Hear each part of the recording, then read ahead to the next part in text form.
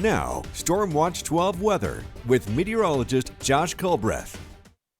We have really been wearing out this view of the Clamoya Casino near Chiloquin because it's just so beautiful, and it really gives you the best viewpoint of what we're really seeing on the east side and up in the Cascades today, as we are just seeing a ton of snow moving through the region.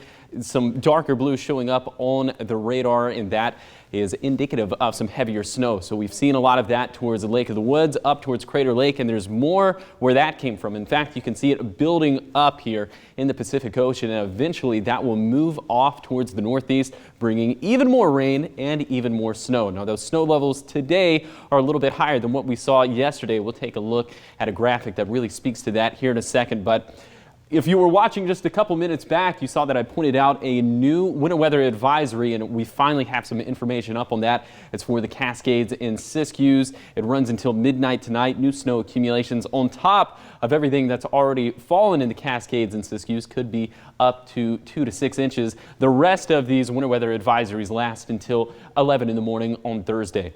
So let's time all this out once again with Stormcast. Let me tell you what, Stormcast has been a great tool throughout all of this. I think it's done an excellent job, and you can see by the time we get to dinner time, that big congealed mass of rain and snow that I was pointing out, it now starts to make that trek up towards the northeast. So it looks like it's going to be a messy for dinner time. Might be a good night to just eat inside. And then as we get to midnight, some of this starts to break apart, moving to the east side. So we're expecting more snow showers for Klamath County, for Lake County. And then as we get into Thursday, just some leftover showers. Those passes are still going to look pretty bad, but it does look like we reach a little bit of a lull in the action. That continues into Friday, but fear not, more rain is coming on down the pike. Let's take a look at some of these projected rainfall totals over the next 24 to 48 hours or so.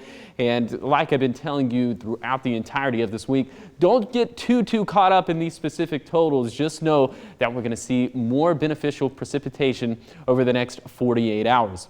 Those snow levels today, like I mentioned a few minutes back, they are a little bit higher than what we saw yesterday. They're between 3,000 to 4,000 feet today, as opposed to the 2,000 to 3,000 feet we saw yesterday. So that's why we're really not seeing any big time impacts in some of the west side valleys of southern Oregon. But since the elevations are higher for the west side valleys of Siskiyou County, we could see a couple inches, especially down towards Mount Shasta City and down towards Weed, and then up in the Cascades. We could have more feet of snowfall over the next 48 hours, and that will contribute to bad pass travel over the next 72 to 96 hours. So again, if you can avoid the Cascade passes at all costs, I would definitely do that, because it is going to be a rough go of it.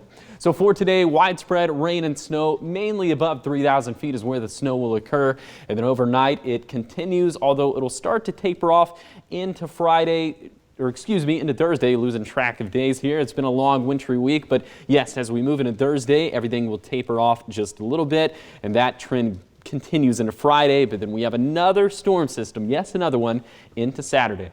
Here is your 7-day forecast along the coast. Very wet weather. It looks like we temporarily dry out just a little bit for Easter Sunday, and we're going to have that same dry period for Siskiyou County. But before then, of course, several chances of rain and snow, especially today, down towards Black Butte Pass, Snowman Summit, Mount Shasta City. Really going to get walloped with snowfall at the east side with that winter weather advisory lasting until 11 a.m. tomorrow morning. We are also going to see some big time impacts in the way of accumulating snowfall. Also winds that could gust up to 45 miles per hour. Up in the Cascades, like I just mentioned, don't travel in the Cascades if you can help it.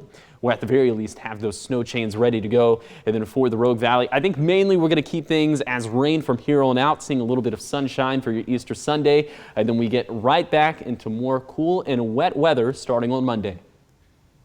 And one thing I will say, it could just be me wanting to believe that we are improving our drought situation, but looking at the camera specifically in Medford, it looks a lot greener out there. So hopefully this is making somewhat of an impact on our drought conditions. It definitely is, little by little, but I said this at the beginning of the week, and I'm going to say it when we have our first dry day. We need more. We need several weeks of not only rain, but significant rainfall like what we're seeing. So fingers crossed that this is a sign of things to come for the rest of the month of April. Absolutely. Thanks, Josh. Of course.